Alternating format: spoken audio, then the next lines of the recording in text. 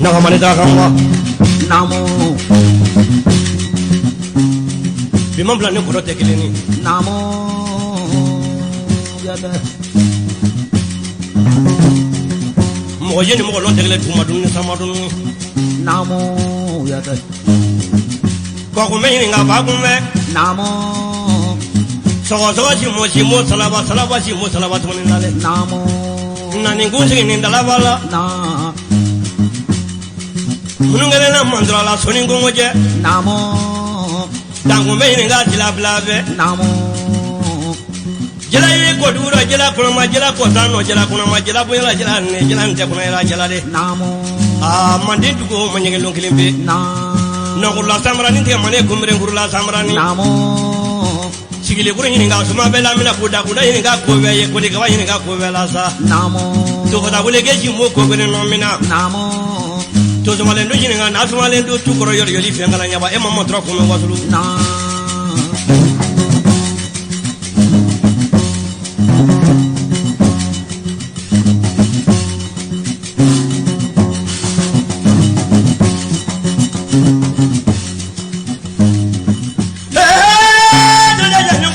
Namo. Onde ni koro ti madunu ga e tro jalo. Namo.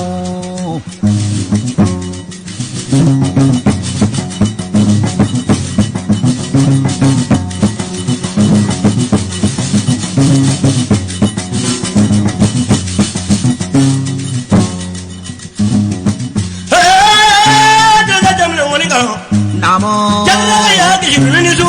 Na. Chukulin na ga ye ngo fa e tro. Namo. Jalo. Jamu fobi jamu seni ade. Namo. Yada. Ka ure mala wole ka papere wole ka dunna la fra wole ka na ngere wole. Namo. Sura digi jume be ko tagi morobe min ne ba ko ko nyammi. Nda ba ko nyammi dana jode dana ndrisa. Namo. Samana ke zuma to la ki yala le. Te ka zuma to te ki to mala wadru. Kamna ne gala le sana wane ga bala sutu. Namo. Nane go digi ni dala bala. Namo. Madan la le wadru. Imat to na be bala kante. Namo. Yada. Fatwa ta dinge. Namo. Ka bo segu.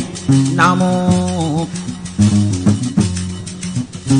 Tura ka wole ko maro frenina. Namo. Ella dinge ko ko. Namo. Dugu tala le fen ngoro tala e wadru ni. Namo. Dugu be tala muzo ba ko re ka tala na ma ko frenini. Namo.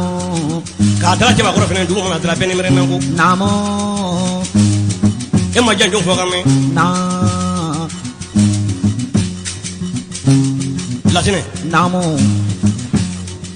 Ibine bla soma ke ko sangele mana dafa na masi bola ngoro bako. Namo. Na. Nya juga ni mo. Ibara bodi tan ni ma won ngore ke buli bla gisili. Namo. Jalla ga ya gi do ni su. Na. Saya jila bi ni ngonu mundi fi ka bokola boro imana zu buli ka ko. Namo. Mamadou ko imana zu bulu ko tra jalo e. Namo. Yada.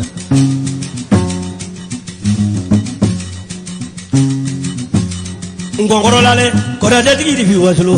Namo. Ko dre ni seba imana dunu ka me kapina imana dunu bulu ka e. Mamadou lale zu ko mina adaboto. Na. Sangare.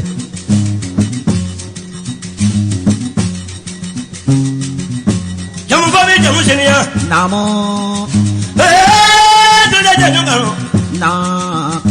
Kabang kusanyi orang-orang sang kaba. Namo. Ko kamuru ini nganya flag kamuru ni. Sina mudo jigi muru ini ngata gundo beli. Na. Suma fere tera wasulu. Namo. Jala ga ya biji dulu ni su. Namo. Ni bilam rumah. Na. Aga bila kuru ke jima kuru re cuma lu to madala. Bilam rumah jalo la do. Namo. Yada. Janju fo kata de. Na. Jala ga ya biji dulu ni su. Namo. Muru mi kampu kini ke kata bakuru re. Alam dalu to madala. Bilam rumah atra jalo. Namo. Wane gi fula fula engi fula inzu. Namo. Yada. Ini fama ini wadi ni sege ni barang muso muri pilih wasulu. Namo. Imat nunga me balakande. Namo. Filipen busi ne waati ma sumare Namo. mɔgɔ kelen tɛ ma diya bane an kɛ baro tɛ kiyama Namo. jalala ka ya kiti dun ni su dusi de baro de Namo.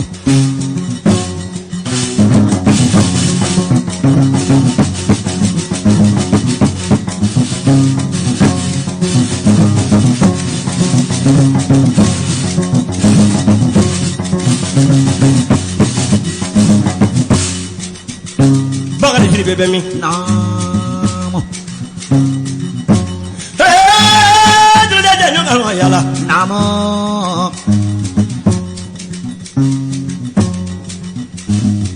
ka bani kan ne wele Namo kana. a filɛ jisurundu la Na. bani k'i kali ne ye lase n'a kelen ɲina Namo. an mana ɲɔgɔn ye yɔrɔ yɔrɔ lase wa mugan Na. Ya ka tere. tila k'an to dalilu la magoya dalilu la makɔrɔbo Namo kana.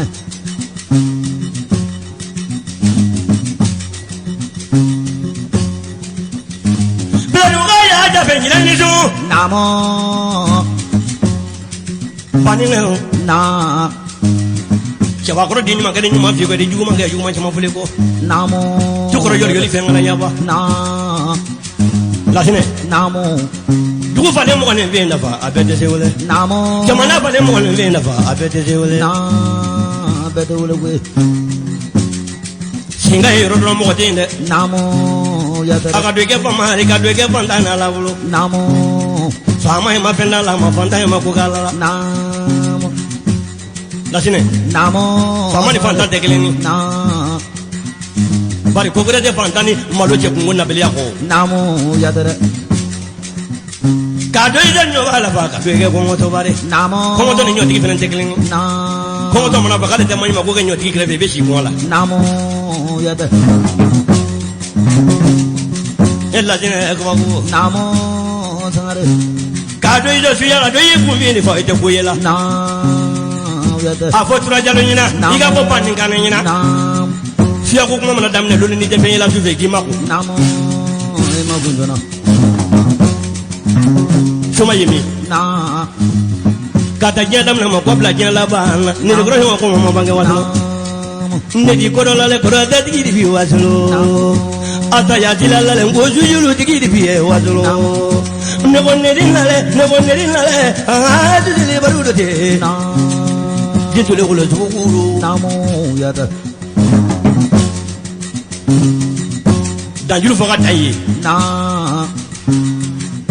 yamuru ne dogo ne ma Namo. kirimanjalo yamuru ki dogo ne ma alamida tɔgɔ ma da fɛ kila kiyamo Namo. bajira da lan tɔn kɔrɔ la le Namo. kamara sa ibra futu Namo.